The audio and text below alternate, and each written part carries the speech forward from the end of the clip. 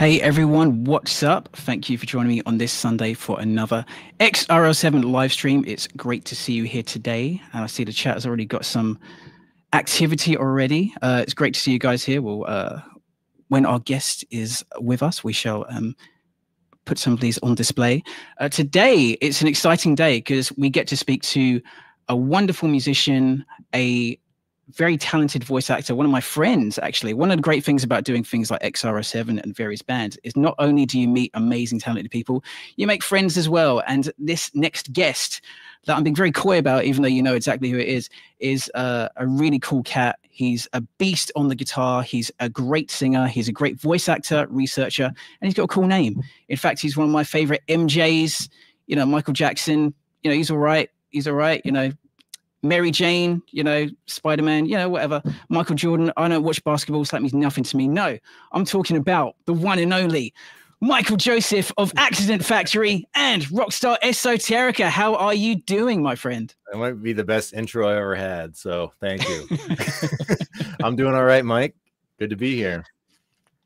It's great to have you, man. And the chat, we've already got some wonderful activity already, so I just want to shout out Raz, what's up? Corey, how are you doing? Habit, oh yeah. Well, it's already started. Yeah, I'm behind on these. Grim K, how are you doing? And Shank. Now, Shank is a bit of a fan of your work, the voice you do for one of the characters, Michael. And one of the recurring characters, Mr. Jared Nova. And what a voice. Hey, man, good to be here. That'll cost you $10. Yeah, right. What's up, Starlet Skin? How are you doing? I just popped in to say hi. It won't be staying. Well, I'm glad you could join us. Oh man, Mike. So we've known each other for quite a few years now, haven't we? It's I don't think it's quite been 10, but it's been quite a while, hasn't it? Yeah, it could be like 2017, maybe. I don't know. Yeah, I thought you were going with 20 years there. Yeah, it's strange how time flies and how things change, but and just the fact that, you know, it started out with small little voice acting things and some chatting about music, and then all of a sudden I got a star role. Yeah, Jared is definitely a fan favorite. Thanks, Jake. So yeah, to just catch everyone up, like how my recollection of how we got in touch and how we started our string of collaborating on various projects was, yeah, back in the day there was a YouTube channel I was following which was looking at some interesting kind of heady symbolism-y stuff called What Is Real. Dude had pattern recognition skills off the charts, and I was following him across social media, and he linked one of your videos, and you were diving into sort of similar realms of research and podcasting and analyzing, and it just kind of blew my mind how deep you went into some really interesting subjects, and you looked at some very renowned texts with this kind of skeptical eye of trying to beat through the flowery language and saying what they're actually saying, and it was just, you know, a lot of work clearly went into it. So can you tell us a little bit about that, about the Schism 206 stuff, which has now become Rockstar Esoterica? Yeah, well, basically, you know, I worked a long time to try to you know, make it with music and my own music, and didn't quite work out, but gave it a shot, and I think I gave it a pretty good shot. And then around the time that my band, Accident Factory, was kind of falling apart, it was kind of stagnant for a while because it was basically just me, the drummer, and my rhythm guitar player for like a year trying to find a new singer and perhaps a bass player, but we didn't have to worry about that because we had a pre-played bass live if we needed it, which I played, and we bought a bass amp and we hooked it all up. So anyways, so that kind of fizzled out. And then, you know, as you get older in life and you think more about your place in it. And, you know, you ask the big picture questions. Who am I? What am I doing here? You know, that kind of stuff. You know, I just had, I came to a kind of a, I don't know, you call it a spiritual crisis or something like that. And, you know, a lot of bands that I'd liked and enjoyed were more or less into like esoteric occult topics, bands like Tool and stuff like that. And so I kind of, you know, through being interested in them and having people like analyzing songs on forums, I started learning a little bit about that, and I was kind of interested in it. And then I started really digging into it, went down some kind of crazy rabbit holes. I won't get into that here, but so it just kind of propelled me into like doing research, and then I kind of stopped doing music completely because of it. But after the band situation, I had put so much into it, I kind of just needed to step away and do something different. So kind of like all my hours of playing music that I used to do, which was a lot, came into like researching spirituality, religions, stuff like that, and how you see a lot of symbolism cropping up in the world, and you ask, why is that there? There's a bunch of different explanations. Everyone is noticing something, but everyone's got a different opinion on why and what's going on with all of that. So long story short, kind of got into that realm. Then I kind of got out of it a bit. And then, you know, if you contacted me and we just started kind of chatting back and forth a bit, and then you shared your music, I think, and I thought it was pretty cool. Like I loved my favorite song, Nixie One. Is that how you pronounce it? I look at it, I always look at it like, how do I say that? That's how that what it is? That's how I'm pronouncing it now. Okay. In the last few years. Anyways, I love the song We've Changed and a few others. I think Spark in the Air. And so I ended up buying some of the albums and listening to them, and I was kind of probably talking back and forth with you about that, and I think I shared some of my things, and then, you know, we just kind of went back and forth from there about music a lot. And then you were showing me your animation projects, the Spark Ball, right? That's right, yeah. And then you asked me if I wanted to try a voice, and I never done voice acting, except for like me and my old band, not the one I had in Boston, but where I was from originally. You know, this is back when you first started having access to Pro Tools and being able to do stuff yourself, because I'm kind of an old man. So, you know, I was like, all that stuff happened when I was in my 20s. Like, you could actually put your music up on MySpace, which I don't even know if that exists anymore, but that's at the time that seemed like so cool. Like, you could actually put your own music up there. And so we had Pro Tools and stuff. We'd mess around with things and we'd come up with dumb skits and stuff like that. So I did like sort of voice acting with that, but it was just for our own entertainment, never to actually try to produce it for consumption. So yeah, it was a little intimidating, I guess, but I gave it a shot, and I was like, well, if I suck, then Mike will not ask me to do it again. And if it does okay, I guess maybe I'll get a few more lines here or there. And it turned into a whole character.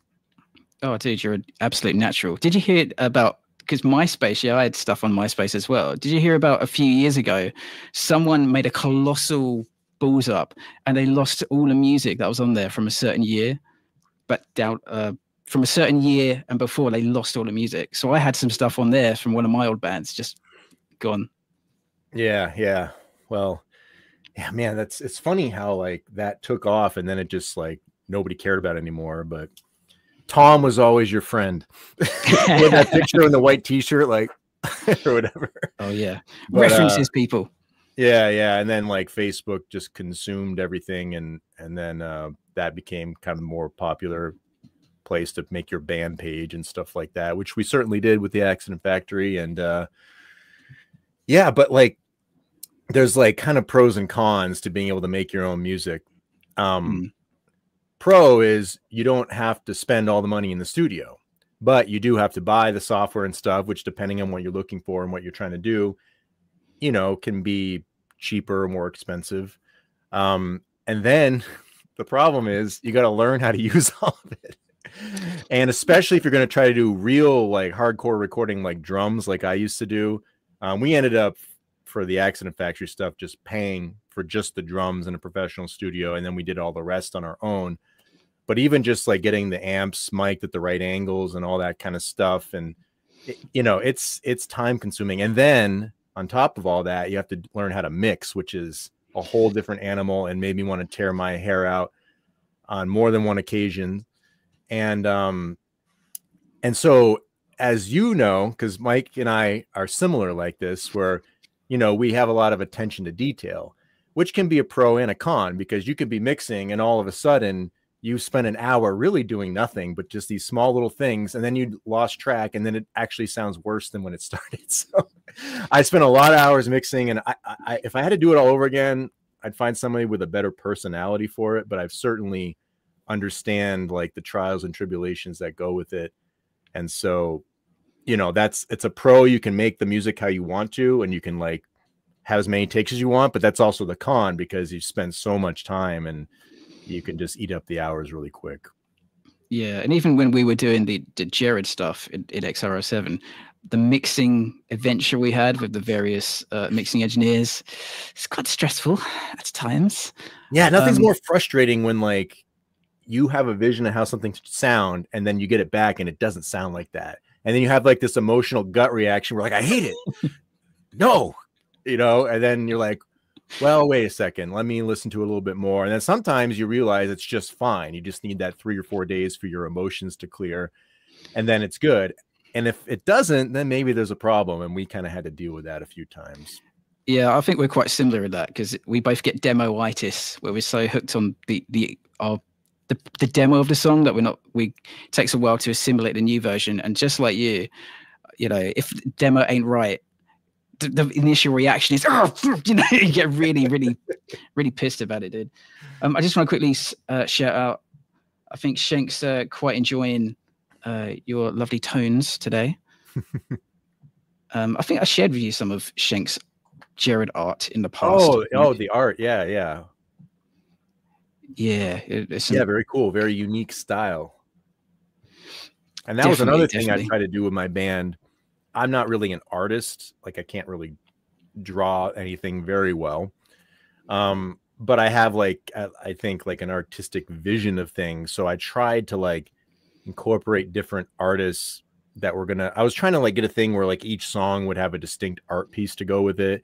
And I was trying to set that all up. And that was a big part of like the band. I was networking with artists in Boston, in the United States, for anybody who's outside doesn't know what Boston city Boston is. But anyways, yeah, so that was fun too. But there's also another downside when you work with musicians and artists. Sometimes communication isn't really great, and they can have you know, some frustrating experiences with people kind of being, you know, you don't hear back from them for a month or two, and then when you finally do, the 5 questions you ask, they just give you okay. I'm like, I don't know what that means. So that was a whole nother dynamic that was very frustrating about dealing with like trying to make it with the band, is like all the other people you have to rely on that can be very flaky. Doesn't mean that they're like necessarily being a jerk, but it's hard to not take it like that, because it's like, dude, answer your email, you know? So Mike always gets back to me. So maybe that's one of the reasons we get back so well. It's like we're on top of things. I think like when you go through something like that, you appreciate how one should respond. But yeah, you've given me flashbacks to our early conversations now, because exactly the same situation, you know, drummers, other people that just won't reply to stuff. You have to chase them. Well, that's what I'm doing in X-RL7 right now, in fact.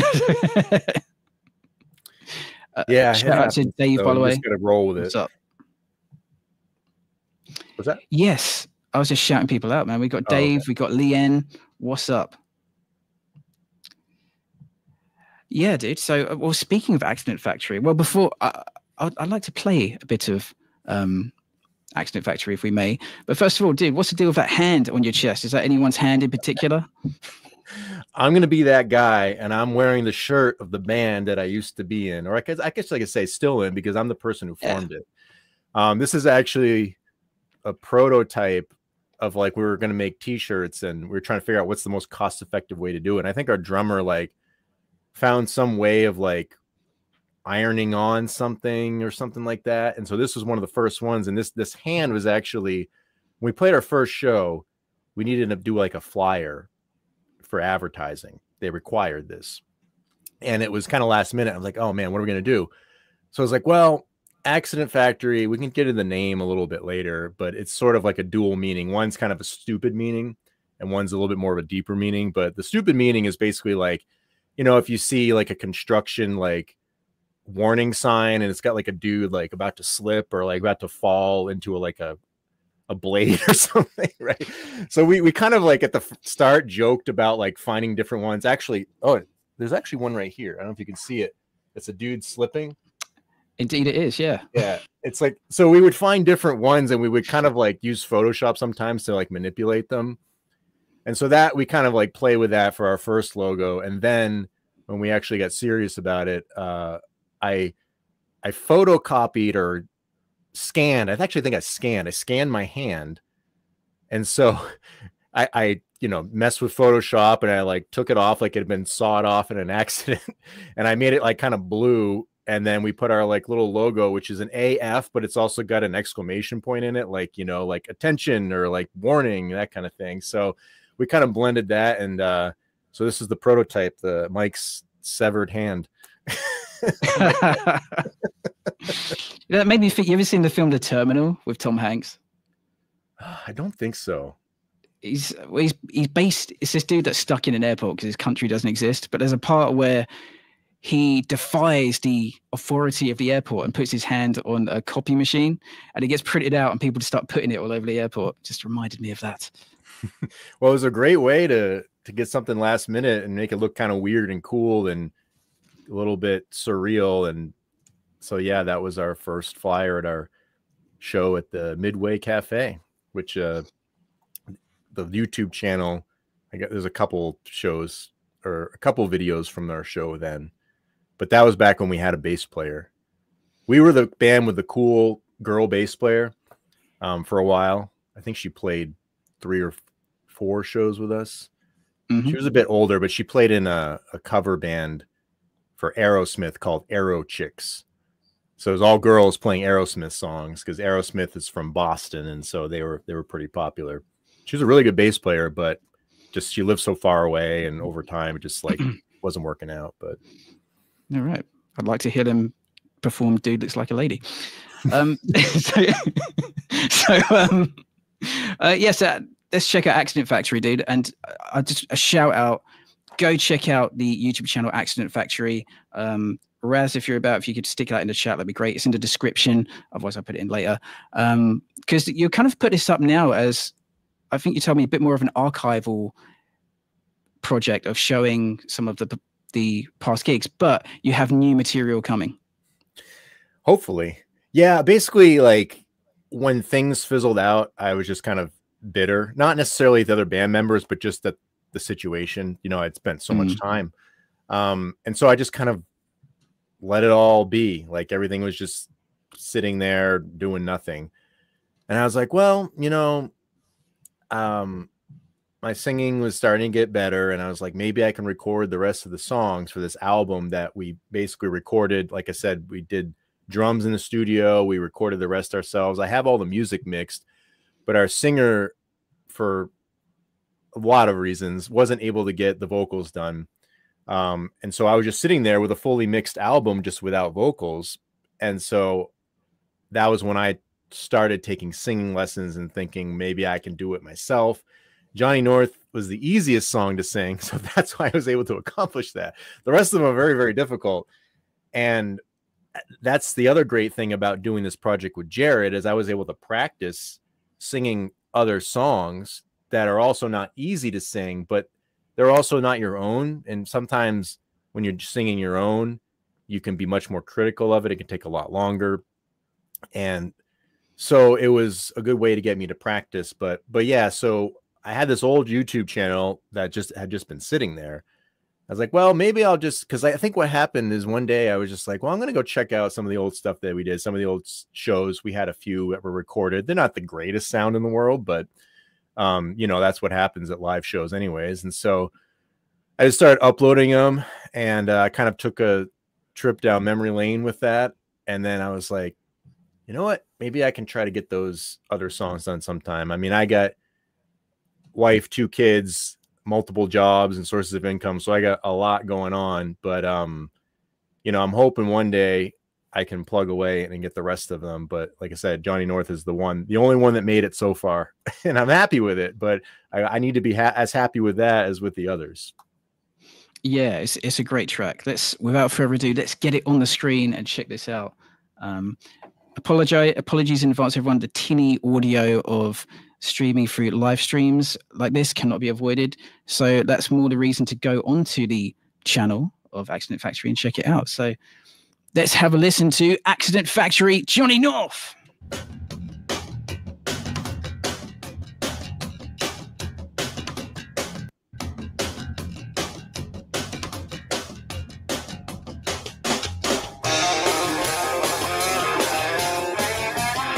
So I'm playing guitar, bass, and singing.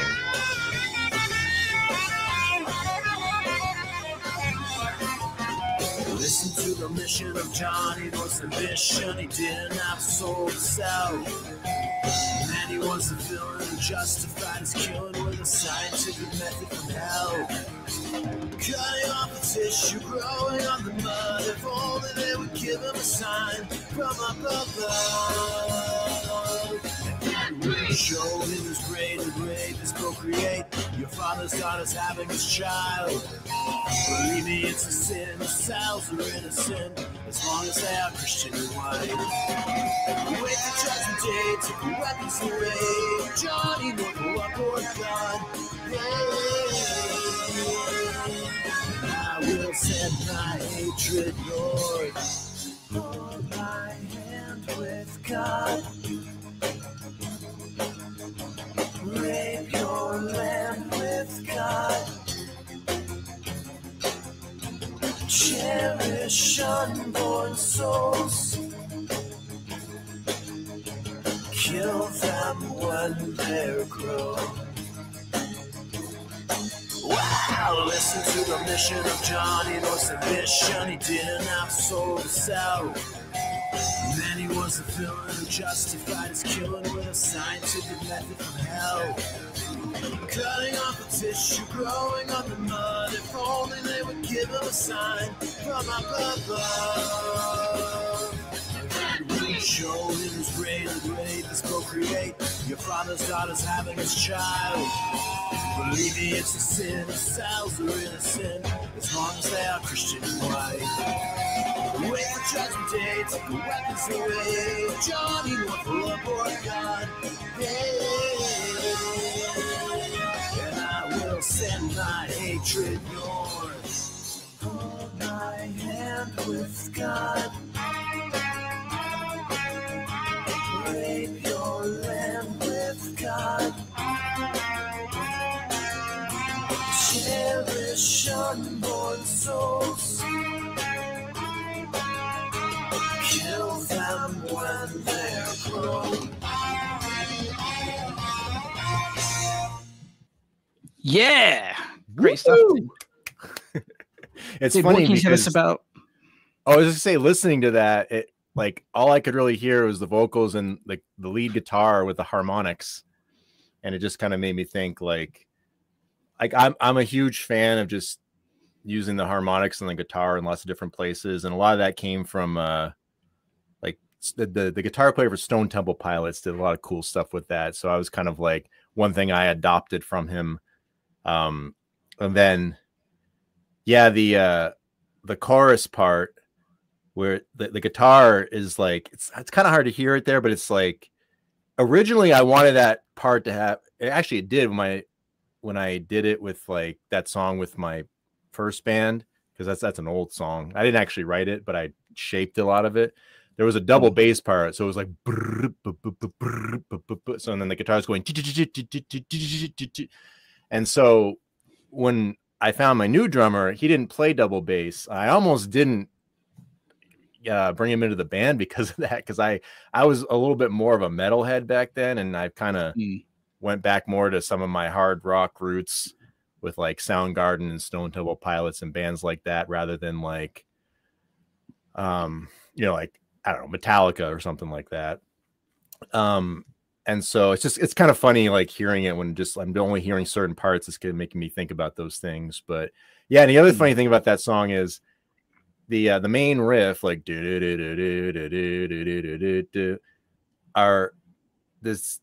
my old singer wrote that, and I was listening to a Deftones record one time, and I heard that same riff. I'm like, wait a second, did Nick rip off the Deftones? But he had no idea that song existed. But I forget which album. I think it's one of their first ones, but it's very similar. And so it's just kind of funny how it organically, like, that was written, like it was not copying that song. Yeah. I wonder if it's the song Bored or something like that. Yeah, I really like the tremolo picks, like in the chilled section. Ding, ding, ding, ding, ding. Oh yeah. Yeah, that's another thing, like with the guitar lead in that part, I did just unison bends, which are just bending up to the same note. I always really loved those. I just thought they sounded really cool.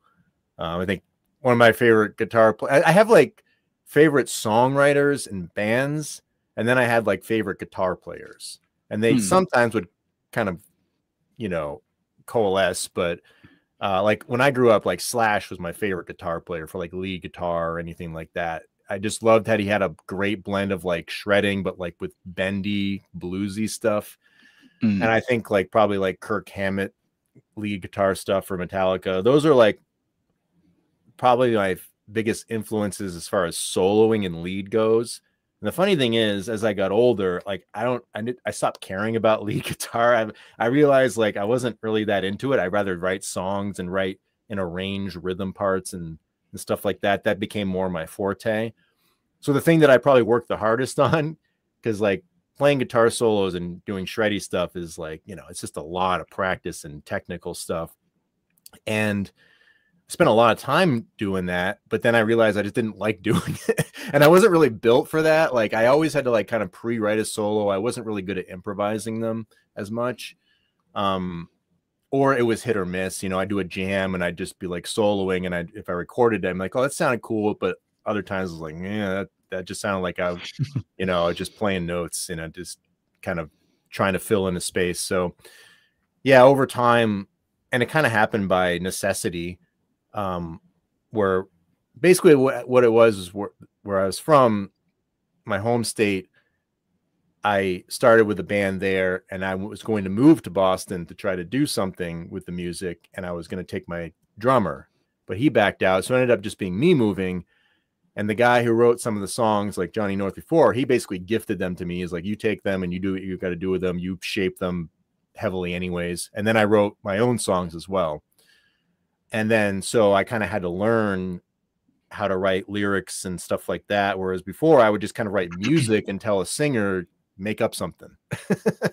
But then it kind of got laid on me. And so I just started writing my own stuff. And so some of those you can see on the channel. You only see the live performances, but eventually, like I said, hopefully I'll be able to have the studio version of them. Yeah. You did actually write some vocals previously, didn't you? Like some melodies and lyrics. Yeah, I'd say there's 8 songs that will be on the album. I think I wrote 4 or 5 of them, and there's a couple I wrote half of them. And so when I wrote them, I mean, I wrote all the lyrics, all the vocal melodies, all the guitar parts, and arranged everything.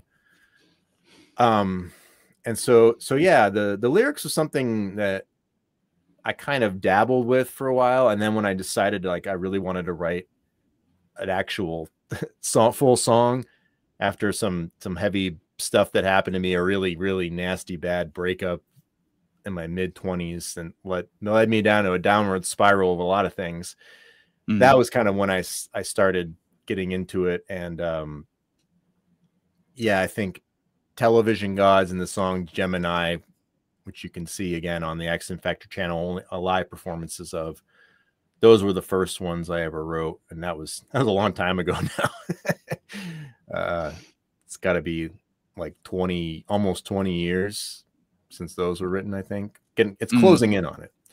But yeah, so, you know, it's songwriting though, like my favorite musicians, Chris Cornell, because he wrote a lot of the Soundgarden stuff.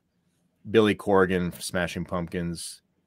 Those are like probably my two biggest favorites in terms of just like guys who wrote the lyrics and the music to a lot of stuff. And then other things were just bands that I liked in general, where they were more or less, I think, collaborative. Like bands like Stone Temple Pilots, the DeLeo brothers who played the bass and the guitar would write a lot of the music, and then Scott Weiland would do the lyrics and probably the melodies. And yeah, so those are kind of like my major influences, I would say.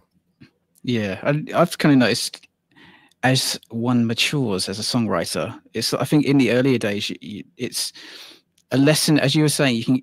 I think early on, there can be a habit of making things really shreddy and riffy and very more about the part than the whole song. And I think that's one of those things you have to learn as you write more songs, is that I certainly did that. It was, you got to think of the whole picture rather than just, hey, check out my part, look how fast I can play it, and the kind of the ego element of it. And one of the the biggest things that I kind of picked up was there's a band called Professional Murder Music. They were on he's actually an X-RL7, the singer Roman Marisak. He bit trivia, he does the synths on Digital Deities, voices the character Ruben, and he's on the Kid K Beats synth stuff. Cool band. He was signed to Geffen Records back in the day, but he later on in his career, he started writing these, I don't want to say basic rock songs, but these rock songs from acoustic guitar. So you've just got the core song there. You just got the structure, the lyrics, the melodies, all the ingredients of the song. And from that, if you've got because that's what people really care about, isn't it? The vocals and how that sits in a nice structure. And once you've got that, you can add all the bells and whistles. But for me, that was really huge, because simplifying things and just focusing on the song as a whole entity. I don't know if you can relate to that as well. Yeah, definitely. I mean, it's funny because writing the songs, it was kind of like, it's not necessarily there's like these set patterns. Sometimes I just come up with a melody in my head and I'd form chords around it, or I'd kind of figure out what kind of chord progression I was going to throw there, or what kind of beat or a riff, if it's going to be over that, I don't know. And then other times I just thought, oh, that's a cool guitar part, or that's a cool riff. Let me throw a melody over that. Let me just kind of think. And usually I'm kind of inspired by some, like, I think I call it like just stealing little bits from songs, because everybody does that. Like I'll give a perfect example. If you listen to like Even Flow by Pearl Jam, like the beat and the flow of that song, no pun intended, it just sounds like Voodoo Child by Hendrix. And the McCready, I think, the Pearl Jam guitar, or the main guy, like he's super Hendrix influence. You can hear it, especially in Yellow Ledbetter. Like, I don't know if you're familiar with that song, but it's just like it's like the Wind Cries Mary kind of guitar. And so and even a Soundgarden song called Hands All Over, it kind of has a similar beat.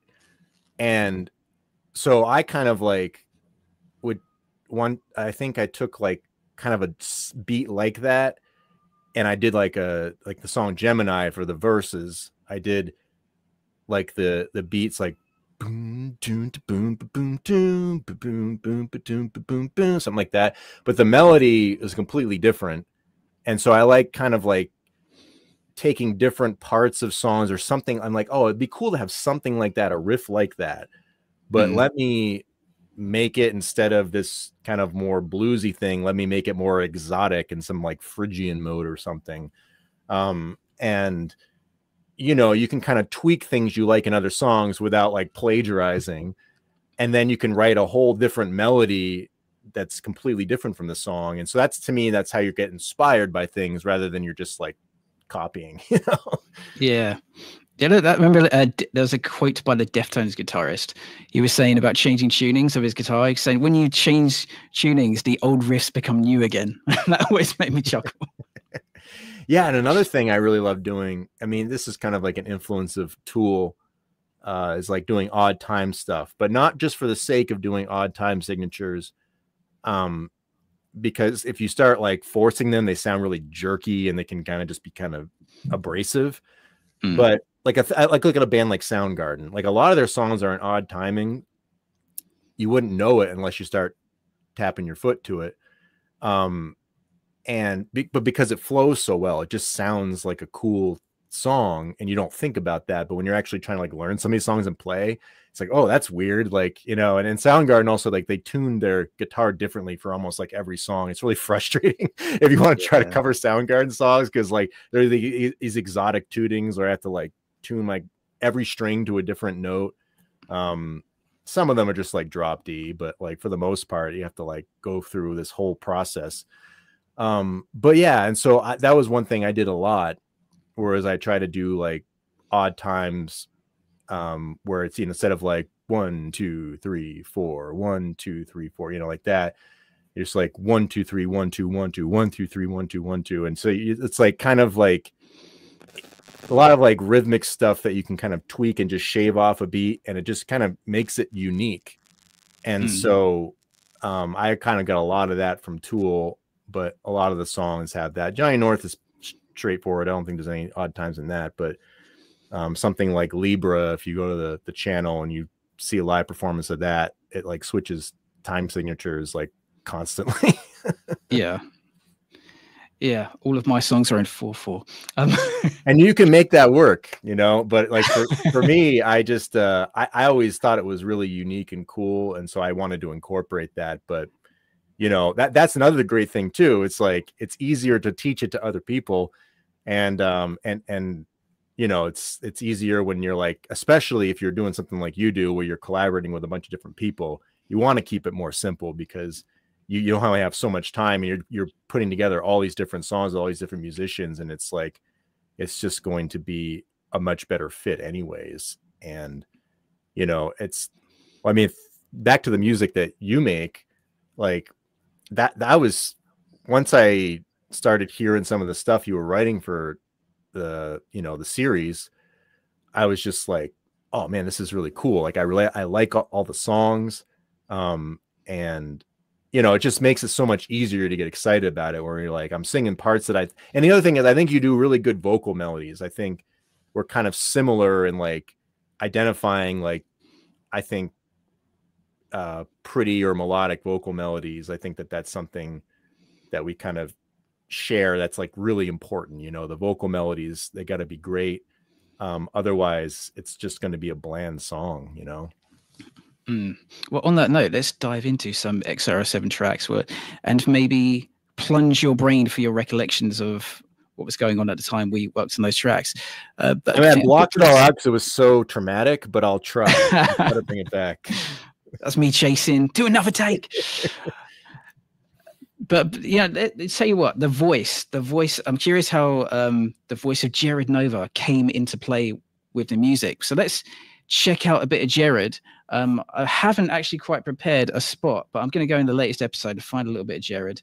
Sure. And maybe you can talk about how the voice materialized. Right, so let's find a bit of Jared here. Let's go back a little bit. Did you? A civilian crossed the line? Why, Flex? Yo, it's Cyanide 6 main man Jared Nova and his robot bodyguard. Actually, this is Omega and Alfie Krakowski from the band X-RL7. They're joining me to celebrate this momentous occasion. Aren't you that disgraced deadbeat manager guy? Legend. Lies! Slanderous lies, I tell ya! There's been some misinformation about Alfie through the years, but we're looking forward to the event. A little birdie tells me you're going to be performing a song in Cleo's honor. Well, you shouldn't believe everything you hear. But in this case, that's right. Yeah, I've got a little something special cooked up for tonight. All right, stick that on your hot plate. What? Because the cooking metaphor. Forget it. Jared Nova and his buddies, everyone! Your step. Dude, where'd the voice come from? Well, it's funny watching that, because like sometimes I'm reading the lines and I don't know, like you're just reading, you don't know what it's really gonna look like. So I was thinking like, what? Like I was like, how do I say this? So like some of the takes I just like do very broad variations because I don't know exactly the context, because it's kind of easier to bring it together with when you see everything in the animation. So it's kind of, that line kind of made me laugh a little bit. But anyways, the voice. Yeah, well, I'm pretty sure it was sort of like I was thinking about like how Slash talks in interviews. You know, he's got probably smoked a few too many cigarettes, and he's got kind of a scratchy voice, but he's also like really relaxed and chill. And then I was like, I don't know if this is like false chords. I don't know what it is, but like Marge Simpson's voice, you know, she's got like this, like, oh, my special little guy, you know, it's like this, you're not really, I don't know if that's false chords or not. It's just like this very airy kind of like, I'm just pulling it back, and it's just, I don't know. So it's kind of like that mixed with like the Slash, like, you know, like what, like kind of almost like stoner vibe, I guess, like that, you know, but like, and there's just kind of like those two things that were like what I thought about, like, or like Marge's sisters, they're like smokers. They have like kind of a scratchy voice too. So I was just thinking scratchy voice, like a little bit airy, I guess, and just kind of giving it that like California rock star, like, yo, dude, you know, or whatever. Like, yeah, it's saying dude a lot. it's that's funny because like people probably don't know this, but I kind of add in dudes, and Mike doesn't write them in. So he keeps them though, because I noticed they stay in there. So dudes and mans. Yeah. Like, I don't know, man. Dude. And it works. It really man, works. I don't know. Yeah. Was that like the first voice you came up with for the guy, or did you have a few different ones? That was it. I was like, that sounds like what it should be, I think. And then you liked it, so we went with it. I more than liked it. I loved it, dude. Really, really great voice. So how did going into, okay, the first song we worked on together, Out of Control, how did, well, what's your what do you remember about going into that? And also how much of the Jared voice were you intentionally trying to put into it compared to your own voice? Well, I thought I probably should try to sound like Jared because it would make sense. If he's the character singing it, but at the same time, I had to like, this is, I think when we did that, I had taken some voice lessons. Wasn't the most successful, but I got through it and was able to get the Johnny North song done. But I still just like wasn't anywhere near where I needed to be. And I was kind of intimidated. I was like, Mike, I don't know if I can do this. So if I can't, then you're going to have to sing it. And as long as I know that you'll do it, if I just feel like this isn't happening, or if I give you stuff and it sucks, you can determine that. But like, there's got to be a backup plan because I don't know if I can do this. And so I think I did a recording where I was actually dog sitting. And when you're dog sitting, you get the whole house to yourself. So I set up in one of the rooms. Actually, it's the same house that I dog sat in, that I recorded the Johnny North vocals in, just in a different room. So I just gave it a shot. And I think what I sent you, some of it worked. And then we're like, oh, can you do the chorus again? Or I forget exactly what parts. I was like, yeah, sure. You know, as long as some of it worked and it was good. Cause like that song for the most part is kind of in a similar range. And so it's not like I got the lower parts and I couldn't get the higher parts, you know. It was just like there were a couple higher parts that sounded okay. So it's like, okay, that's really the name of the game. If you can get the higher notes and they can sound good, then you're on to something. And so yeah, it was just like, and then the other great thing about it is I know that if I'm recording myself and I do a bunch of takes, I got to deal with them all. If Mike's dealing with them, I could just do a million takes and just send them to you to hope something works. And so that was kind of more how it went in the beginning, because like I just wasn't really confident in what I was doing. And luckily, you know, I think it took 2 times to get the bulk of it done. And maybe there was like a few lines where I just kind of fixed a couple words where I just wasn't quite doing it right. And then I kind of threw in a Chris Cornell impersonation at the end for fun, and you threw it in there. It's kind of low in the mix, but yeah, that's pretty much what I can remember about it. Yeah, my recollection of that is because you shared with me Johnny North. I was like, oh wow, Michael's got a really cool voice. Let's try something. But I didn't know like how comfortable you'd be with like how high, if you know what I mean. So my memory is I sent you like 3 different keys to try of just the normal 1G or whatever it was. Oh yeah, now I do remember a couple of low yeah. ones. And I was quite surprised you took on the highest one straight away. And dude, you've got a higher vocal range than I have, so it came out really, really well. And I was really surprised the amount of grit you're putting onto it. It's got a bit of Macho Man Randy Savage vibes in a good way. Yeah, and that's the tricky thing is like figuring out your resonance and like balancing that out when you're in that certain ranges. That's the hardest part of it all. And I spoke about this on one of the behind the scenes ones where it's like there's a particular range. It's like the high middle range. It's just like you can sing okay there, but if you go up or below it and you try to get back, it can just mess you up, and you just like I lose like the feeling of where I'm supposed to be. Because that's the thing about singing, at least in my experience, is so much of it is about like sensation and what you're feeling, and then it's also hearing it. It's almost like 50-50 to me. And so it's very strange because with guitar, I know that as long as I have it in tune, I put my finger on that note, I hit it, that's an A or whatever it is, right?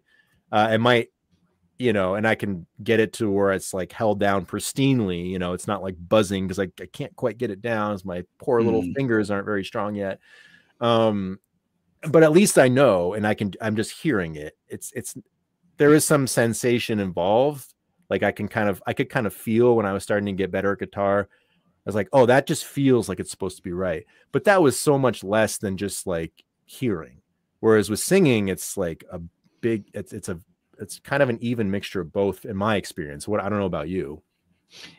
Absolutely. It's like things that shouldn't affect, things that would never affect a guitar, like the mood you're having or what you ate that day, or if you slept, that affects your voice as well. And like, it's definitely something I wanted to talk to you about a bit later on, making that transition from guitar player to front person or vocalist, because it's there's a certain security when you can hide behind your instrument, your guitar, and when you're a vocalist, it's like it's your body making the noise. It's a bit more exposing and a bit more it gets so many things can factor into it. But before we dive into that, let's check out Out of Control, which is a good song.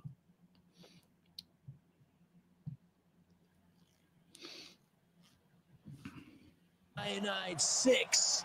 Let's do this.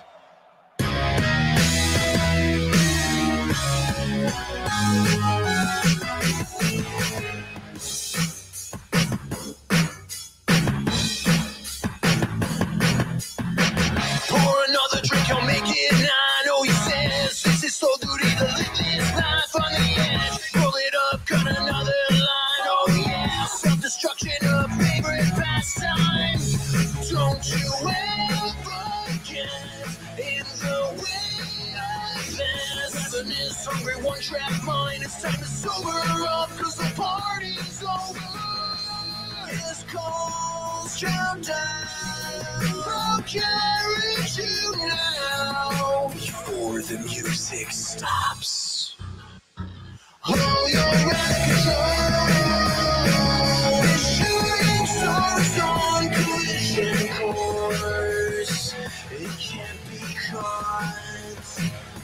Hold your control. Burning so brightly at the source. Out of control. You can hear the California accent coming out of that. It's beautiful.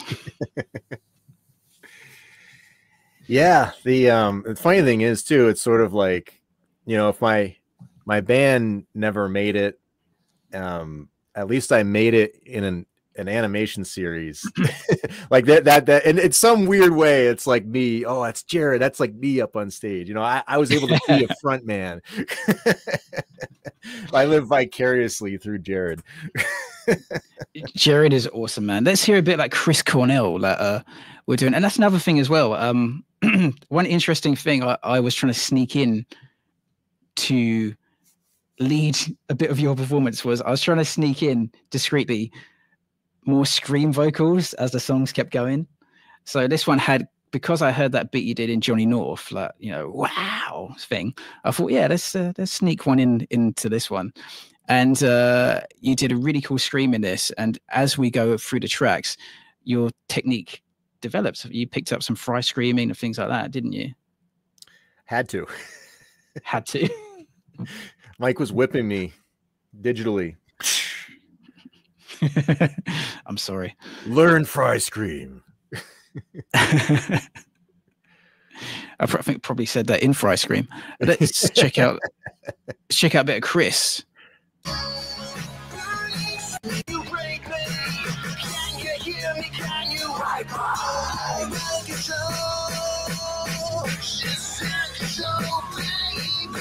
It's very low.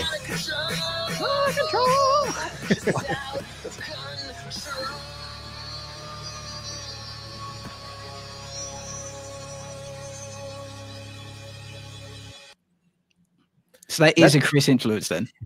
That's the cool thing about like doing this too. I can like just be dumb and throw something on there. And if I always like tell Mike, like, I just did this for fun. Don't feel obligated to try to use it. It's just there for you if you want. And funny thing is, more often than not, you've used that. And I did like, I think there was like one really high scream in the With You bridge. Like, I don't even know how I did that. It's like, and I think it's like when you're recording and you can kind of hear yourself super well, like you can kind of just do something on the spot that you wouldn't think to do, and you're like, oh, that sounds kind of interesting. There you go, and you incorporated it. And I was like, man, I don't know how I did that. If I needed to do that scream again, like no way I'd be able to do that. I'd have to sit there and work on it for a while. So, you know, it is what it is. When we do the XRL7 live show in America, well, you know. Yeah, but yeah, the fry scream stuff, like the way that I always done like screaming stuff, it was always like, honestly, it's kind of like that sort of Marge Simpson-y, like airy, like like that. It's just like more air than, you know, anything else. And it's I don't know how to describe it, but so it's like, if you kind of layer it, it can sound mean, especially if you put some distortion on it. But if you're like doing that live, you're going to sound really weak. And so if you get like the fry sound with it, that kind of gives it the bite, I guess. And so that was kind of the key, is like kind of blending the two of them if possible. It kind of gives like a really gnarly, in a good way, gnarly sound. So yeah, that was something. Honestly, though, like figuring that stuff out to get it good enough to just record that and have a couple decent takes. I think just being able to figure out how to sing, that's the most important thing, because you can kind of like feel where that stuff needs to be if you've already got the singing part of it done, like that you can hit that note that you need to do in like a singing voice, and you got to just kind of manipulate it to get the crackly fry stuff. And if you try to do any of that screaming stuff without knowing how to sing, I think it's a recipe for really screwing yourself up, screwing up your throat. It's not going to end well. Yeah, I think I had different names for different screams. Like, could you give me that airy scream? Could you give me that fry scream? Give me that whatever else it was. The different flavors of voice. Grim K says, hooray for vicarious living. Jared. Yeah. Shank, Plastic People has a bit of screaming, if I remember too. That was like the maximum evolution of your screaming, wasn't it? That was when you were like, you had all these different techniques on Plastic. Yeah, that song is definitely the hardest to sing. I almost like gave up on it. Me and Mike, me and Mike didn't get in a fight, but like I was just kind of like, I was at my wit's end trying to get that chorus. And again, it's one of those things where you listen to it on your own, especially if you're doing a lot of takes, you can kind of like go crazy thinking it's terrible. And then once somebody like just hears it objectively and throws it into the mix and puts some EQ on it or compression, and all of a sudden it doesn't sound that bad, but you think it sounds so terrible. You know, like when people say, if you hear the sound of your voice after you record it, you think like, oh, I sound like that. And you're like really appalled. it can be sort of like that with like just recording stuff and then just hearing it dry, or even me throwing on some effects while I'm recording it just to kind of have it mildly in the mix. Like it still never sounds right to me. So it's nice to have that like reaffirmation, like, okay, I was on the right track there, because I don't really ever know until Mike sends me something.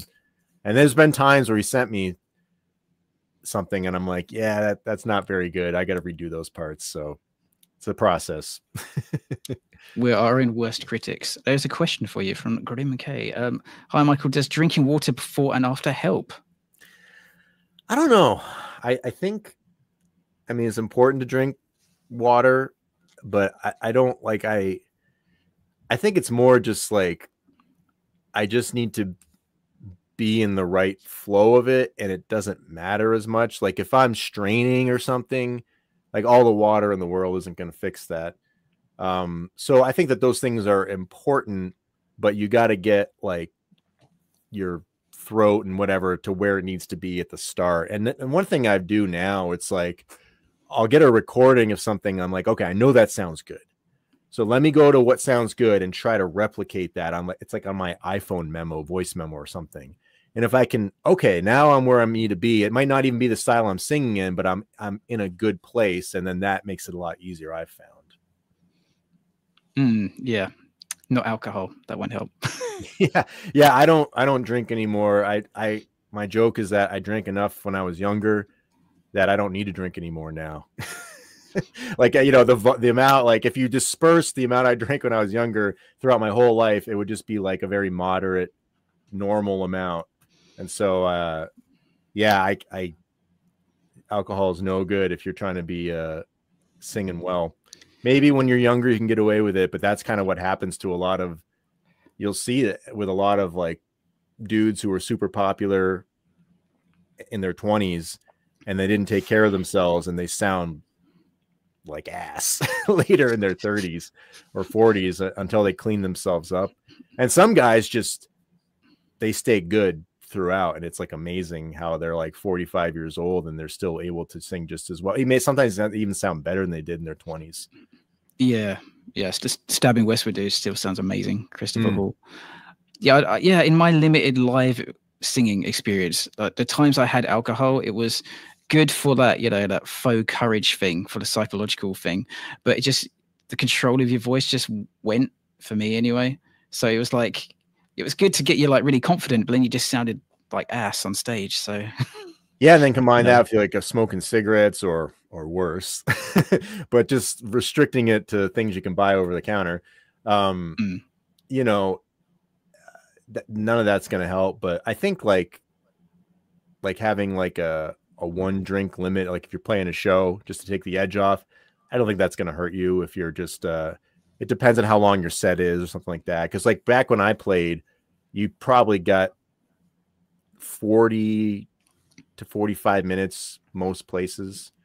And so, you know, that's usually, I wasn't singing live at these. I was just doing the guitar playing, but I could see that if I was going to do that, like I saw the struggles that our singer had with like certain things. And I was trying to help him through that too. Sometimes it's just like, you can't hear yourself very well. And that's really tough because you don't know what your note is. Oh, Mike went away, but he warned me that this might happen. So I'm just going to keep talking. But yeah, when you're trying to sing, even just doing backup vocals live, because I did backing stuff and some of our live stuff, it can be difficult. Like you can hear yourself in the monitor, but sometimes if the bass is just too heavy where you're standing, it drowns out your own or parts of your own frequency, your voice. And you're just like, I don't know where I am. And I hope I'm in key. And I've heard some of the recordings back. I'm like, oh no, I wasn't, or you know, it's nothing's more soul sucking than when you hear a live recording of yourself and it doesn't sound good and something's really off. It's just like, you want to like, it's like that embarrassed look where you just want to crawl back and just like go away or get in a hole and die. Oh yeah. And so, you know, that was kind of like going through some of the old band footage where it was like, some of it was better than I thought. Other parts, it was like, oh yeah, that's not a good show. Delete. But Yeah, if you're a singer though, like that stuff is like heightened, because here's the thing. You can have a guitar player who doesn't have the most inspiring guitar sound, or their solos are really bland, or they're not quite fretting it completely. They're a little sloppy.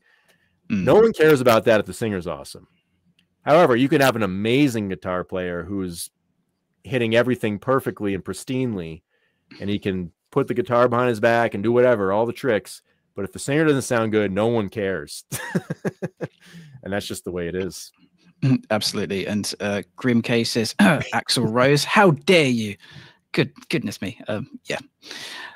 Dude, let's continue the journey of Jared, because Taste the Cyanide, I believe, was the next song we worked on. Because I had a taste of the MJ vibe and I wanted more of it. And this was intended to be kind of earlier in the career of Cyanide 6, where they're a bit more punky, a bit more raw, kind of, yeah, that punk rock heavy sort of energy. And I remember this is the one where I believe you had to have a few goes to be happy with the chorus, because it was in that range you were discussing earlier. Yeah, this is what really broke me through, and that, like, practicing that part and having to redo it over and over again really improved my singing, but it sucked doing it. As with any kind of practice or learning curve you have to deal with. I'm glad you persevered, because it sounds fantastic. Let's take a listen.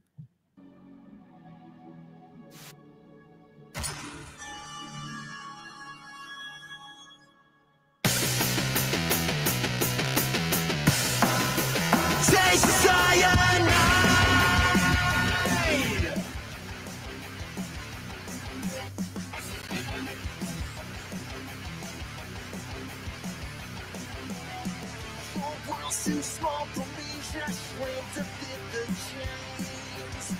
Burning bodies, sexy left for your picture. I don't fit inside the frame. Chase the cyanide. Chase the cyanide. No one's inside for me. I'm gonna do this on my own. Don't take it personally.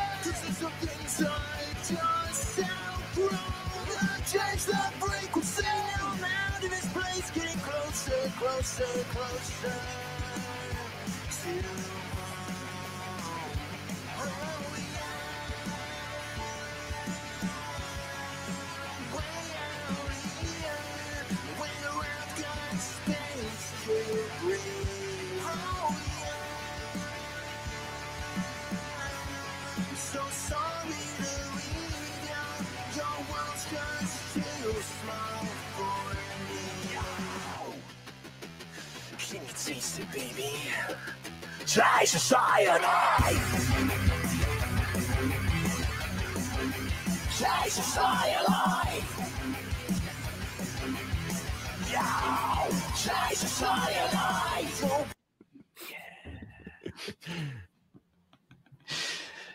Dude, what's your memory of that awesome performance? It was just funny, like the generic scream when you're not really saying words, but you go yow, yow. Yeah, it's funny because like the first part of that song, where it's just kind of like loud shouting, singing, like that's the easier part. Like you can just put everything into it, and you don't have to worry about it, really. You just got to kind of be in the right place. But when you're doing something that's like a long sustained note that you're trying to back off a little bit, there's still like some grit there, but you're still trying to sing a little like softly. Like that's the worst. Like that's the hardest thing for me, is like singing softer in that range, because it's so easy to get like disconnected. And I just that chorus, it's like right on that range of, it's like, I don't know, like D4, E4-ish, something like that, around there.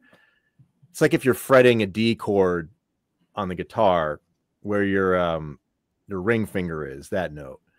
That range is right there. And that was just like murder for me, because like I was getting like caught. Like I needed to like have more pharyngeal resonance, but like something was like preventing me from like flipping to that. And then when I get that, I lose the bass, so it sounded really shrill and harsh. And I was like just finding the blend of where it needed to be, because I wanted it to be like, again, not super ballsy, but like not, obviously you don't want it to be abrasive. And so that was just like it kind of in a similar tone, but with like more grit of like the Green Day singer singing something a little in the higher ish range of like where he sings. It's like he kind of, I think he like has more of like a raised larynx there, but in a good way. And they're just adding grit there. But like sometimes when you can like, I think that singer Justin Stoney, he did like you remember that dude? He does like music lessons to the world or voice lessons to the world. He's like one of the online guys. He's got like, he's like a theater dude. He's got like the little like blonde hair, but he's like, he can do all these different things. And he was doing a video of like where your larynx can be, and it's healthy, it's okay, but for different styles, but you don't want to be straining it. And so that was kind of like made me think about what was going on there. And so it's kind of like having your larynx a little bit higher, so it's like kind of more bright and poppy, I guess, but you don't want it to be straining, because then it's just going to sound bad. So that was like really trying to figure that out. And it was that was probably, out of all the songs and all the sections, that was one I probably did the most takes on, like in different days, it was because it was more of like a practice for me at that point. I was like, okay, I'm going to give it a shot. I'm going to practice it. If it doesn't sound great, I'm just going to try to figure out how to get it better. And then eventually I finally got it to a place where it sounded pretty decent. So there it is. It was on the record. Yeah. And one of the funny things as well is I vaguely remember when writing the demo of that, I intentionally wrote the chorus a little bit. I said, you know, let's give it a break, because on Out of Control, it's a very high chorus. I was like, yeah, let's do it a little bit lower. And it turned out to be not the best idea. Yeah, I know, but I love the chorus. That's my favorite part of the song, I think. I also like, I don't know, I think that mix of pop, like some of the pop, the punk pop stuff kind of reminded me of like I like Rancid, and they kind of like would have these choruses where they'd all join in and shout or something like that. And that's kind of wanted that to sound there when it's like, you're way too slow for me, you know, like it's kind of like a bunch of dudes staying in it, and then there's like that part where it's just the single voice, gotta do this on my own or whatever, you know. And so it was kind of like me drawing from like these sources where I was thinking about how I would sing it that I wouldn't normally do, and like, because I didn't really do like much punkish kind of stuff in my band, although I liked it, but I wasn't like part of the music I was making. So that was kind of a place where I could kind of tap into that a little bit. Yeah, and dare I say, on the chorus, I think our voices blend well, because on that one I'm doing the higher harmony, and that was me semi. Yeah, I remember when you were saying I could do the higher part. I'm like, please do. I don't want to do anything more on this chorus. And I was really pumped that you did that. So, and it sounded great. I think that they like you said, they work really well together. And and then I thought the end part, trying to do a harmony with myself on that part, or the Too Small for Me Now part, that was cool to be able to kind of arrange that a little bit, because I was thinking, you know, because you didn't ask me to do like a harmony there or whatever. I just kind of threw it in there, and it was kind of like a doubling or an octave lower, and then it went to a harmony and back to octaves, I think, or something like that. But I think that part's cool. But this is where it's frustrating with the mixing, because something that the mixer did, like a lot of the stereos I listen to, my lower voice gets drowned out, because we were talking about he was doing some like stereo imaging something, or like, I don't know. And I can hear it in some speakers, but other speakers, I kind of lose the voice in it. So I'm like, oh, the part that I liked, I was like, I don't hear it very well in some of the. I remember we had a me line, May, and it's kind of been lost in the mix a little bit. It was a May line. A May line. Yeah, it says singing me, but with May to kind of open it up.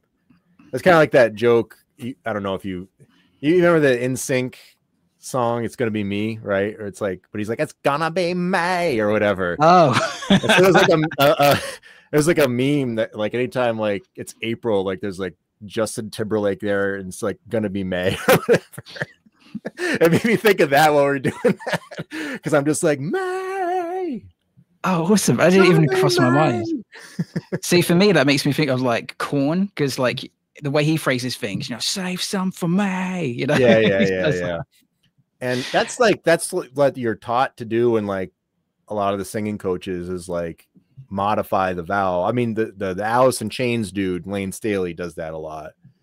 And like Man in the Box, it's not feed, it's like fade, So I don't like doing that, actually. Like, I'd rather say the actual word if possible. And Mike was suggesting me to do differently, but I was like, no, I want to do the E, not A. Okay, I'm gonna figure it out. Oh yeah, because we were talking about vowel modification at some point. Yeah. And I think it's just like I don't know. I just never took to it. I didn't really like it. Although I wasn't against it. I like how it sounds with certain singers, but for me, for some reason, I just like it never. I always felt like uncomfortable with it, I guess. I don't know. Yeah, dude, I just want to catch up on the chat. Just want to shout out Pete Russo, what's up? And some lovely words for you, Michael, from earlier on. To be honest, Michael, I feel the voice insecurity when he records his bits for Optimus Prime. Absolutely hates his voice, but everyone else says it sounds stellar, and you're a great singer. Never doubt yourself. Well, thank you. And I think sometimes I think doubting myself is my power, because as long as Mike's there to fix it all and edit it all and it comes out good, then it's working. But I appreciate the kind words. It's a pleasure to do so. And Shank got it totally wrong and said it's plastic people. Sorry, I'm on my phone. Love you, Shank. Much love. Well, that one's tough to sing too. And that part of the chorus, the Plastic People chorus, is tough as well. I had kind of similar problems with that, but that jumps around all over the place. So it wasn't like residing in that difficult range. It was like going in and out of it. So it was like a whole different animal. Yeah. And Pete says we all have imposter syndrome. So by default, we're all the real deal. You know what? Let's before we go on to the next song, which is With You, it's the next one we worked on. Let's hear that bit which we were moaning about from that song. Let's hear that bit about the outro where a little bit is missing, because it still sounds nice, and you did that awesome harmony that you just came up with out your brain, wasn't in the guide vocal, and I love it.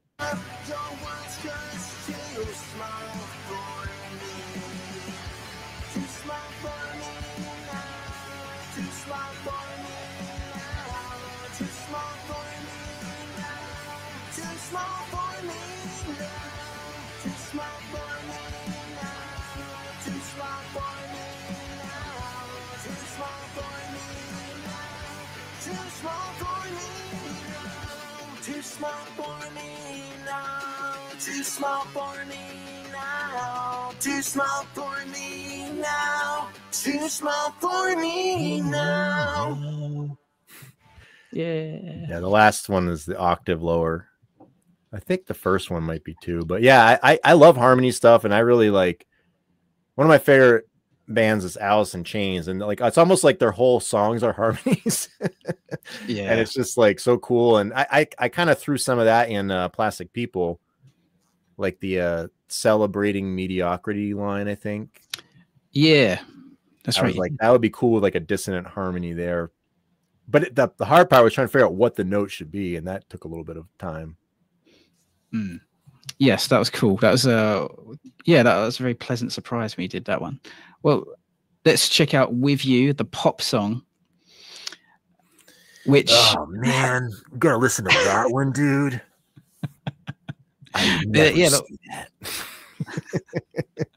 The one. I love how you integrated this into the episode where he's like, you could have like 8 seconds of your traditional sound. Dude, that's a new voice we've got to put in the show. That was good. Yeah. That's how Mex or what's his real name? Mex. That's how he sounds in Jared's head. Hey, Jared, how's it going? Oh, this guy again. We were talking about Aerosmith earlier. No, I didn't. Is it Aerosmith? Yeah. It is Aerosmith who did "Don't Want to Miss a Thing" in it. Yeah, they didn't write that song. They didn't write that song? They didn't write that song. Really? Good.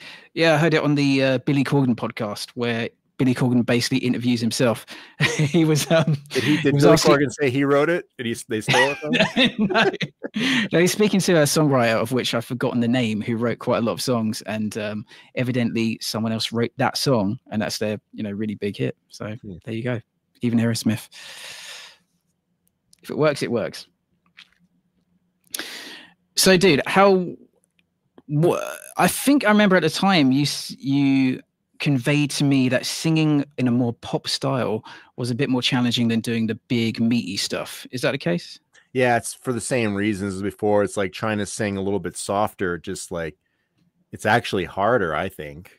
Because you have to you're kind of closer to like disconnecting your voice, and you're going to falsetto or whatever, and it's just a weird place to navigate and like trying to keep your voice connected and going into these ranges that kind of jump around. But with you, it wasn't as bad as I thought, which was nice. And I think that was maybe a product of practicing it so much on Taste of Cyanide. So this one went a lot smoother, I think. Yeah, and Grim K, that reminds me so much of Oasis. The songwriting bit, or was that something else? A subject we tackled yonks ago. I quite like Oasis, but yeah. Oasis is one of my guilty pleasures. Yeah. It's actually blasphemy to say this, but I like them better than the Beatles. And UK, people probably kill me for that. Pitchforks out, man. Pitchforks. I was always an Oasis fan. I also like maybe part of it was like they were always fighting and it was just funny. So yeah, and I was catching it at the end. Yeah, I'm actually, to be honest, I'm the same. I much prefer Oasis over the Beatles, but what can you say? And they both had really cool voices. They're different from each other, but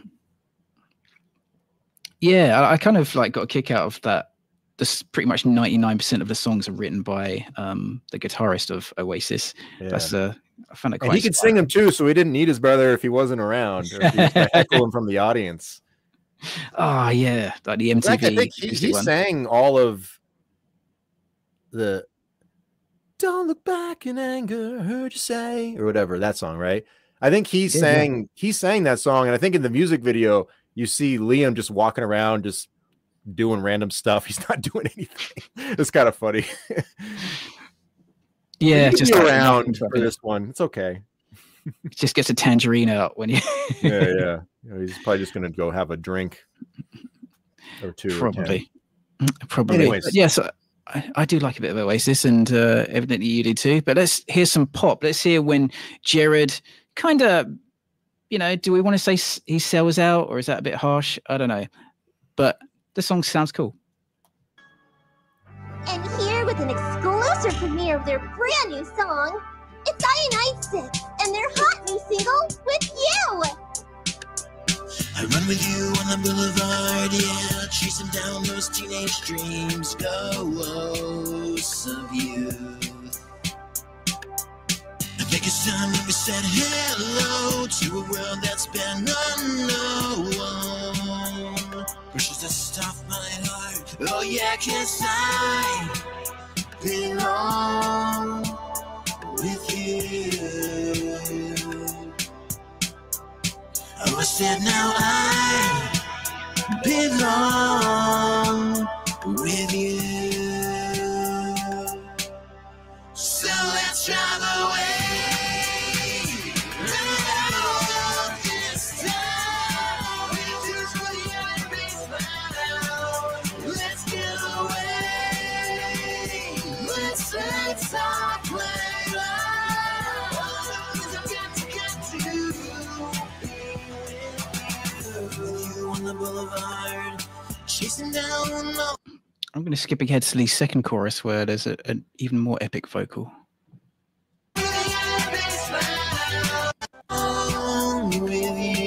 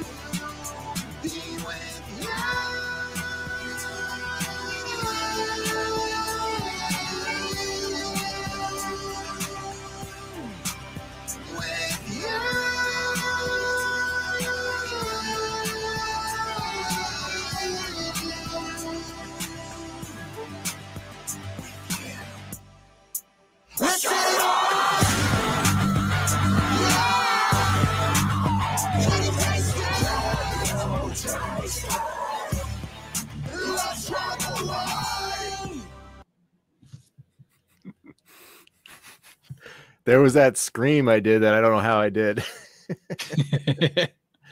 Or the super high one. Yeah, I don't know. Oh, yeah, it sounded fantastic, dude. It's funny because that was the one I really tried to sound the most like Jared, and like the quiet part at the start, the verses. And I think you like that. I do think that part sounds the most like Jared out of any of the songs.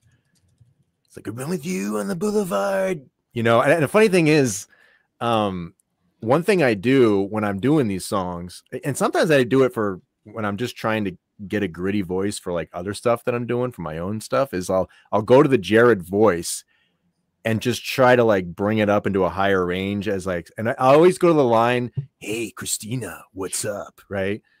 And I'm like, hey, Christina, what's up? Or, you know, and I'll try to like sing it higher and higher and just, but keep that tone. And it's like a good way of like trying to retain the character and just, you know, figuring out where that same voice sounds, you know, an octave and a half higher or something. And then at some point it gets to a place where you just like kind of lose that character because you're just, you know, I think like when you go into like above, like, what is it, A5 or above, it kind of just, you'll start to lose a little bit of like your distinct quality. Like that's what I've noticed, at least, I think. Yeah. I'm going to note down a bit of lore there that Jared sending a bit. I'm going to note down a little bit of story lore there that Jared is sending voice messages to Christina, which are quite musical. Hey, Christina, what's up, dude? I mean, lady. He says dude too much. He's even saying it to his girlfriend. Oh man, well look, I've got to say we've got some royalty here. We've got Alan Rogers in the chat, the voice of Alfie. How are you doing, Al? Beatles were good for their time, but prefer no Oasis Gallagher. All right, someone's with me. I mean, I grew up like, I think I was in like 8th grade when Wonderwall came out, and it was huge. And so like, I don't know, I didn't grow up listening to the Beatles, so I just never, and in fact, like I always have people like give me crap about it, and it kind of made me mad, so it made me like not like them even more. It's not like I even dislike them, but it was just like the culture around it. It's similar to, there's a band called Fish from Vermont, my home state, and like I thought they were all right, but they're kind of like they were like Grateful Dead 2.0 or something. They were like a jam band, and like I think something South Park would make fun of in one of their episodes. And you know, there was some songs I thought were okay, and I didn't hate them, but so many people around here were just like fanatical fans. And if you didn't like, I remember one time there was one person who was like, at the college I went to, my short stint, I was trying to like, you know, build a bridge with the Fish fans or something. And I was like, oh yeah, I like that song Stash. And they were like, well, which version?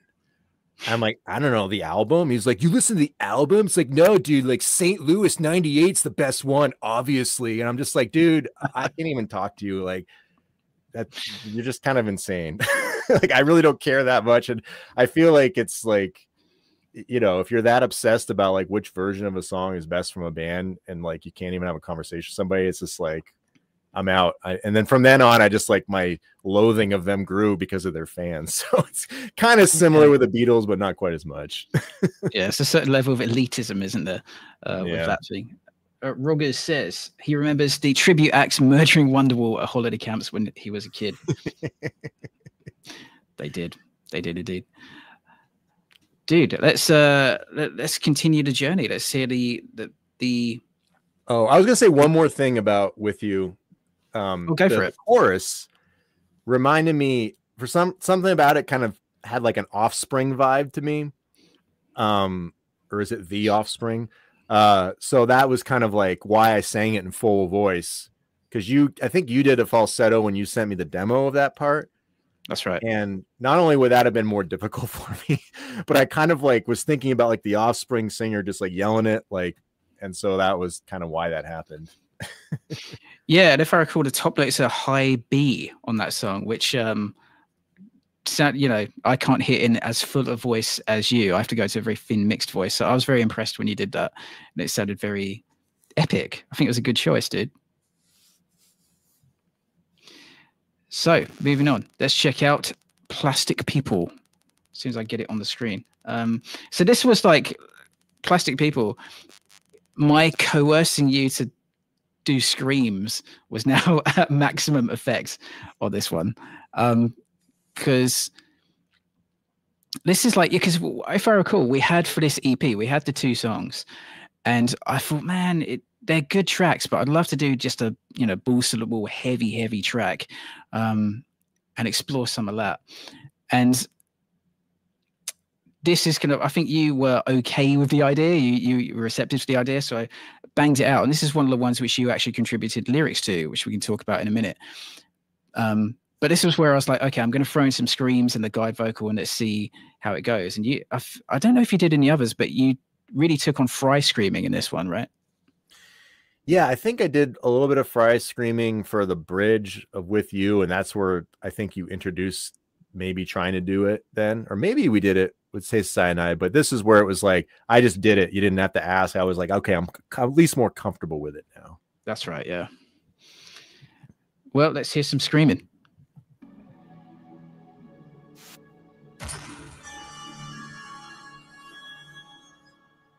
We're punk rock, man, not corporate rock. We got great management, loyal fans, and big riffs. That's something that's never gonna change. Where's the substance? Plastic People. Something's missing.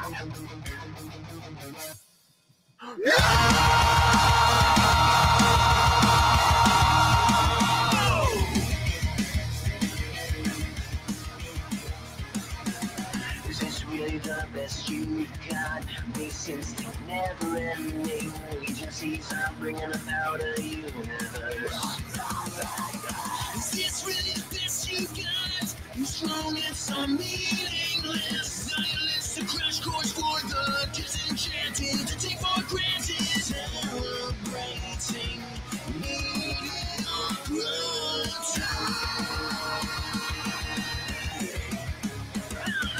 Shut up and pay and just buy my endorsement.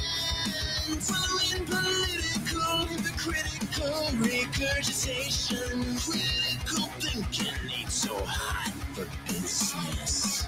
Whereas the substance we're consumed with plastic people. With nothing to say, praise the Lord when you're craving something real.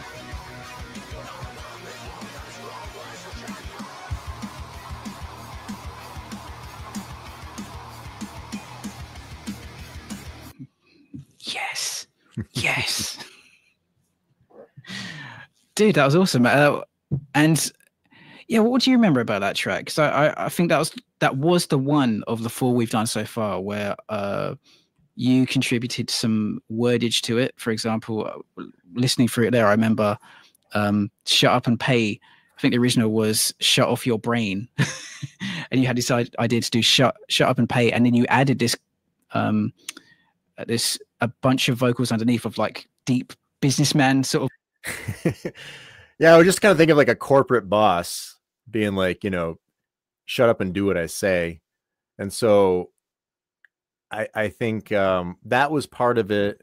And so in that part, I shut up and pay or something like that. I don't know, like there's a lower voice, you can hear it in that. But I think really this is your fault. You introduced the idea of like revising some lyrics because there were some lines you said you weren't sure about. Because I think like the one where it's like agencies are bringing about a universe. I think that line you weren't sure. So I think I did agencies and you like that. It was supposed to be like companies or something. I don't know. That's right. Yeah. So that kind of like got my brain going. And then so I started like seeing lines and I was messing with it. And so I didn't mean to like try to take over the song or something. Mike and we went back and forth a little bit about it, but I think it all in all, it came out good. And it was just sort of like, also it was like the one that was most lyrically like in line with something I would want to write. You know what I mean? So it was kind of like the perfect storm of me just like having ideas in my head after that. But yeah, and I thought that I mean, this one it was easier for me to experiment with stuff too, because now I was at the point where I was a lot more comfortable singing a lot of these things. And so even the bridge part, I think I did like a yelling part in a place I wouldn't have been comfortable with, like the last few songs. And then there's like some really guttural parts, not the stasis ignorance or something like that. You know, it's like that dog voice kind of thing, you know? And so it was kind of like layering a bunch on that bridge. So I was trying to like do that like guttural metalocalypse kind of thing. And then it was also trying to like yell like Rage Against the Machine or something. You know, think about like when that Zach Del Roche is like Bulls on Parade or whatever. I was just trying to like do that kind of yell at that bridge part. And then it kind of went all over the place because the chorus, I think originally you had envisioned the chorus being a little bit more gritty, but I ended up like kind of making it a little more softer or more like clean tone wise. And I think that was just because it was the easiest way for me to sing. It just happened to be that way. I don't know why. So it went all over the place. And then in the bridge, there's like the high parts where I was like, oh, I'll just try a Chris Cornell like imitation with the Sell It part or whatever. So it's that definitely showcases the most variety. I was going to say that ending part does have a bit of aggressive Chris Cornell, like the next stage of what you did in Out of Control. I remember the original chorus. It was the melody was the same, but it was on the high note. It was a bit more shouty, and it was a note that you'd hit in other songs. But you took the approach of going in a more sort of softer way, and I actually think it's the right choice what you did, because it just makes that part even more catchy. And with the layers we've got, and again there's a cheeky little mic harmony sort of underneath it as well. That's good, because it was the only thing that was working for me. It is weird, like sometimes when you're doing a part you kind of have an idea in your head about what it's going to be, but then sometimes the part owns you and you have to like conform to whatever just actually works, and it's not at all what you expected. So that was sort of one of those instances. It works out. And Rogers says, always love listening to Michael's tracks from the series. Such a great vocal range. Well, thanks. Appreciate it. You know, let's hear that shouty bit. I got to hear it, dude. The Rage Against the Machine Zach part and the shouty bit.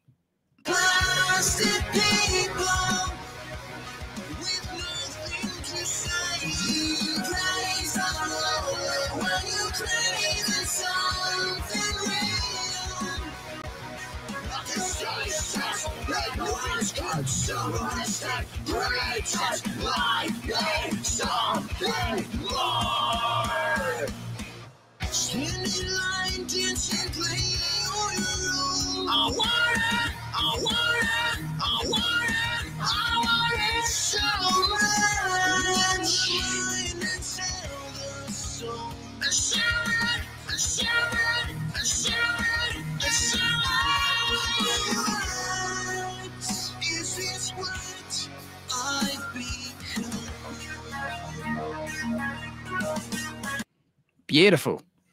Oh yeah, there was that super high note that's one of those moments where it's like I just in the moment tried it, and it like somehow it was like this pristine high note that I just like, I don't know how that happened, but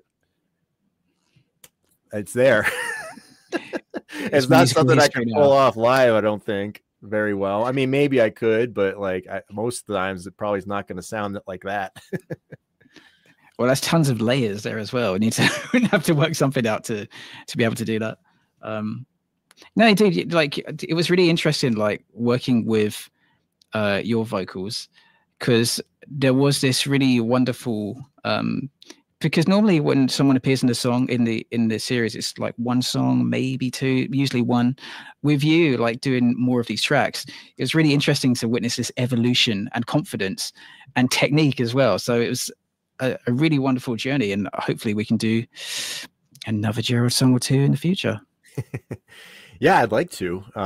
It really depends on how much time I got, and then what the difficulty is, which I don't always know until I'm actually singing it, you know. But and that was another one where the end screams, I felt like those were like some of my better ones, where it's just like it was like, someone help me, or whatever, you know, like that part. Like I felt good about those. As some of the other ones I've done, I was like, hopefully it will sound good with distortion and all that stuff. When I just listen to it raw, it's kind of like, I hope, well, we'll see. Well, that was the part where we had an alternate outro, wasn't it? Like this chilled version. Yeah. My recollection of that is I had sent you an unfinished, like a mistake where like the last chorus didn't have any guitar or some elements missing, and you came up with this idea of like making it quite chilled. You can hear it, there's a video we've got on the channel where you can hear a bit of it on the behind the scenes, and in the end, bits that you did there ended up making it to the front of the song. We decided to, you know, go back to heavy, but some of those bits we kept in the outro and at the beginning. Yeah. And honestly, like how it ended up was how it should have been. But when because what happened was some instrument you left out on like the second chorus or something like that. And it kind of mellowed it out for me when I was doing it. And so I was just kind of like doing some like ooh or something on top of it. And then I just like kind of like started getting these ideas. So I threw some stuff down and I was like, well, if this is a song about saying like F you to corporate rock and just having like this really kind of abstract, artsy like breakdown at the end, maybe that would work. And then we toyed with the idea, thought maybe we use it, but then wanted to go with the original one, but was able to take the screams at the end that I did, I can't take this or whatever, put that at the end, and then the whisper. Oh yeah, I had whispery parts because it was supposed to be like, I was thinking about in the what was it, the episode with the fashion show where the person's whispering stuff. What's the word? What do they do? What do they say? Marcus. Right. So I was like, where's the substance or whatever, you know, like that. And there's actually a song that from my band that I was writing where I have a whispering part like that was going to be there. So I thought, well, that'd be kind of cool. Like Jared's like, I was kind of thinking about like Jared, like being like in this mental cave in the dark. I'm like, who am I? What am I doing? And he's like whispering to himself and like, and I was just kind of like, I was almost thinking of like a music video to go with that part. So it like started spiraling off and all these ideas. And I didn't even sing it well at all when I gave you the oohs. I was like off pitch on some of them, but obviously if I was going to record it for real, I would have worked on it. But and also like that part made me think of like, it's funny. It's like the parts of songs you think of. You remember that Natalie Imbruglia song "Torn"? Mm-hmm. There's a part where it goes like ooh or something. There's like a soft part in that, and I was thinking about like something like that for this part. And so it's just kind of funny how like this random pop song should have nothing to do with a song like Plastic People. I was like, well, that'd be kind of cool if we're going to do this little breakdown thing. So, you know, but I'm glad that I did it because it gave us that distinct intro and outro part with the whispering and then the kind of mean screams. Yeah, it makes sense. It makes sense conceptually because, as well as being, you know, as you said, an FU to the industry and all that stuff, it's also dealing with Jared's existential questions and where he fits in. And that was one of the lyrics you introduced on that original outro was the, you know, someone help me stuff, the scream at the end. And that was really cool. And I think, as you say, that things happen for a reason in the musical journey, and it's given us this wonderful end product. Yeah, well, it's like Jared going through a mental breakdown. You kind of want it to show a little bit on the song. Very true. Grim K says, if only Ultra Ed was here, Mikey Ultra Ed, it would be Ed, and Eddie's successor, Mike, and Mikey. There's a lot of Mikes in X-RL7. Yeah. Taking over. Let there be Mike. Dude, let's go back to your wonderful band Accident Factory as we are running out of time on the stream. And I want to play the song Libra. It's obviously about me.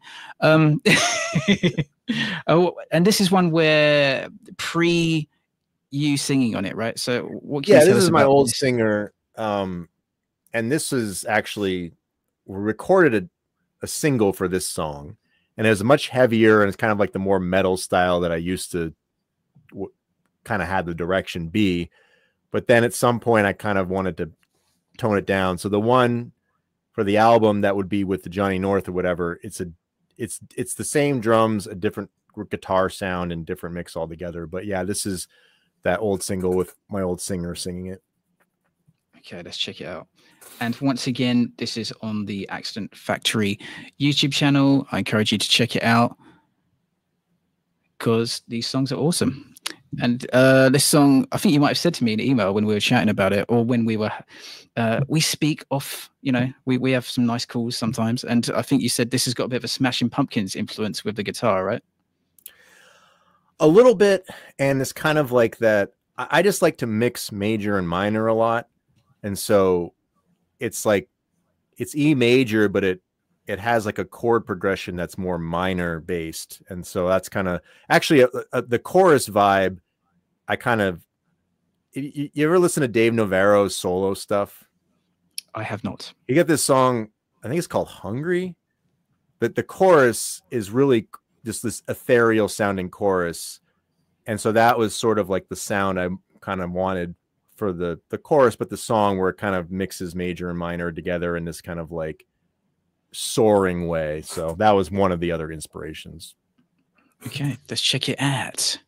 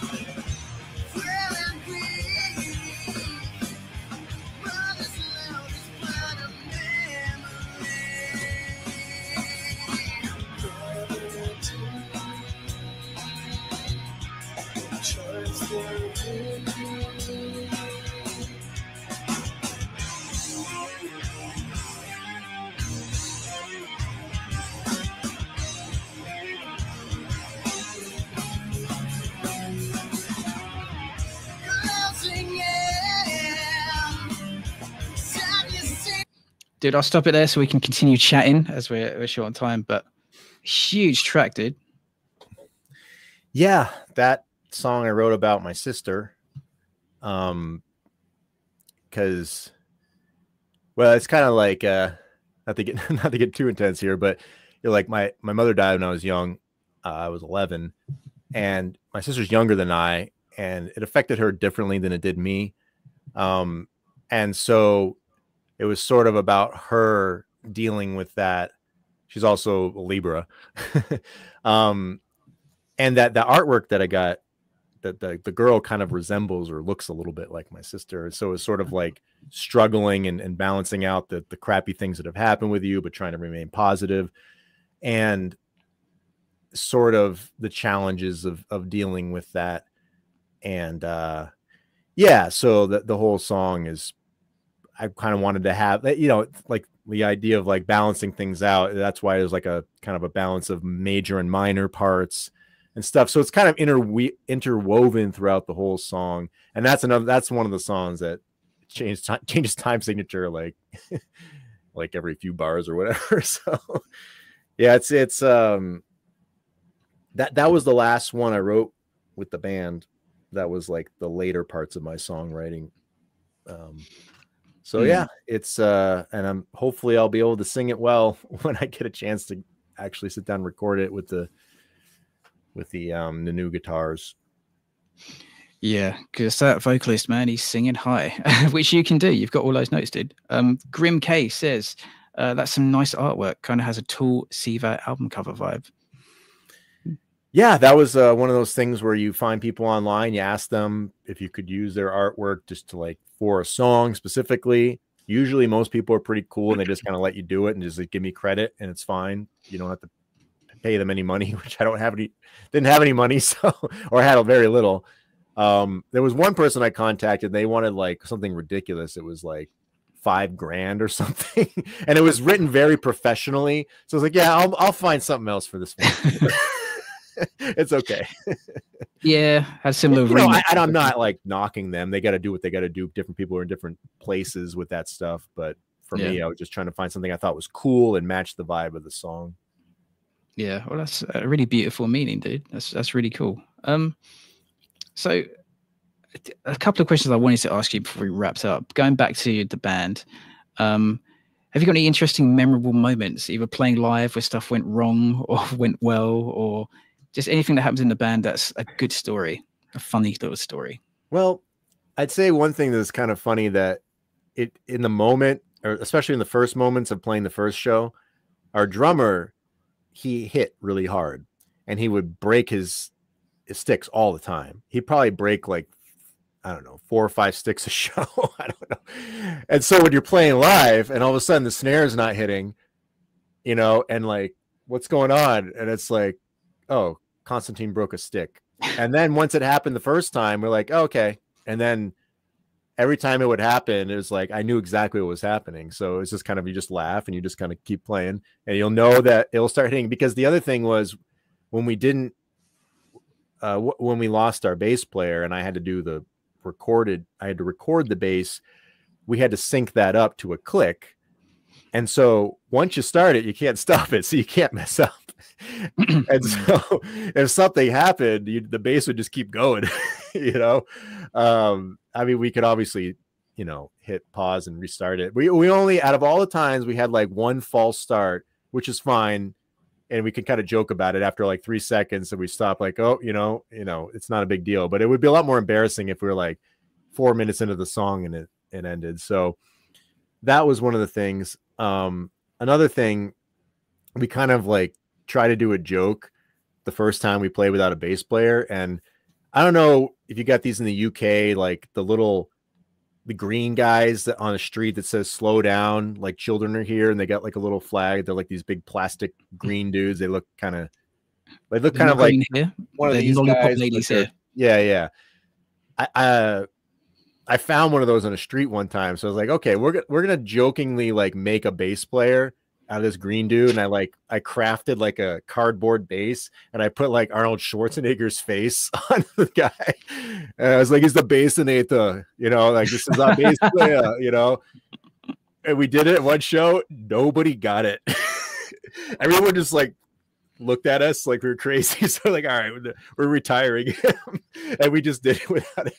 But I thought maybe it would like be funny, you know, but it just like did not hit. Oh yeah, dude, I can relate to you on the backing track. I think I showed you that clip where you can look if anyone's interested, Mixie One YouTube channel right now, there's a live video of This Is Not Goodbye, and if you listen very carefully, the backing track of all the synths and a couple of little backing vocals, something happens. I guess the drummer missed something and it's out to what we're doing, to the point that we had to stop. We didn't stop the song, but it got to a break and we had to just rely on the drummer to reassess and get back into it. And yeah, you can't hide it. You can't hide it live. Yeah, so it was challenging sometimes to kind of figure that stuff out. But the thing for me, like when you're playing live, it's like the hard thing when you're playing with a bunch of other bands, it's like, especially with our drummer Constantine, like he would warn other drummers because sometimes they only want one drum kit on there, and then you swap out your snare or whatever, just to save time to, you know, in between bands. And I remember Constantine, like there was this kid from Berkeley, which is like prestigious music school in Boston, who there's a lot of Berkeley bands, and so we played with some of them. And actually our rhythm guitar player was a Berkeley guy. But anyway, so and a lot of them tend to have a lot of money, so they had like a lot of nice stuff. And Constantine like broke their drum their tom heads and stuff, like, and he told them like, no, I'll use my own kit. He was like telling him, and the guy's like, no, don't worry about it. And he ended up like busting something. So I was like, oh, I felt bad, but like we did warn him. And Constantine was from Russia, and so he had a lot of anger. He had to get it out. But he was the best musician I ever played with. He was the most dedicated. We saw eye to eye on all of the musical direction, stuff like that. And so it was awesome playing with him. But unfortunately, we just were never able to get the right singer. And at that point, I wasn't able to sing well. And again, I'm still working on it. I still got, there's a difference between playing it and sing, or excuse me, recording it and getting it right, and then doing it live and singing it well enough. Like, you're going to make mistakes live. You might be a little pitchy here or there, but if you can like nail 90% of it well, and it sounds good, you'll be fine, But I would also have to either learn how to play and sing that stuff at the same time, which would have been a whole different animal, or I'd have to just get another guitar player. And so that was kind of why I didn't try to pursue that. Cause I just, at that time, I hadn't put in the hours of singing, and let alone try to learn how to play. And that's why it blows my mind when some dudes like James Hetfield can sing and play some of the stuff he does, or somebody like Les Claypool from Primus. He's playing all these crazy bass parts and singing. I'm just like, Billy Corgan. I mean, he does that too. And he's a really, really good guitar player. A lot of people don't know that. He can do a lot of that like shreddy tapping stuff. He just doesn't choose to do that. And I've always been kind of in awe of that, because I mean, I can play guitar and strum and do stuff like that, but when I try to do any intricate rhythm stuff, it's just like something goes. Usually it's the guitar. I lose the rhythm. And so that would be a whole different level for me. I feel you. I'm in awe of even drummers, how they can keep the hats and the kick at a different, because my brain doesn't do It's that. funny you mentioned that, because I would, in practice space, get on the kit, and I'd be like, I'm like, yeah, I got this. And as soon as I brought the hi-hat in, I was like, oh, wait, what? And I was like, how do you do this, dude? Like, I don't even know, because like, me having to figure out how to play another stringed instrument is not as big of a deal, because you kind of got some of the basics. But the drum was just like, and a lot of people like make fun of drummers and be like, oh yeah, that's the guy that couldn't figure out guitar, so he played drums. And I'm like, I don't know. I think it's backwards. Like, I could never do this. There's just too many things going on. It would make my head explode.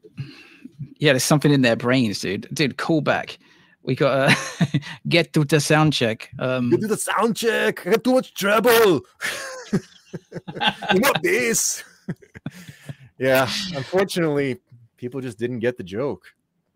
Damn, man. Oh, and he's got like a great scream as well. He's got a weird, like a weird thing he does in his voice. I can't do it.